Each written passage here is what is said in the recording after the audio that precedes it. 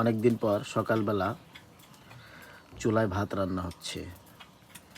প্রায় 1 মাস রোজা থাকার কারণে সকালবেলা তো রান্না করা হয় নাই। তো 1 মাস পর সকালবেলা চুলায় এরকম কড়াইতে করে খুদের ভাত রান্না করে দেখে আমার কাছে খুব ভালো লাগতেছে, তাই ভাবলাম একটু ভিডিও করি। সো এখানে অনেকগুলো আলু দেওয়া হয়েছে, খুদের ভাত সাথে আলু ভর্তা। ওয়াও, জোস হবে। I hope. Thank you all.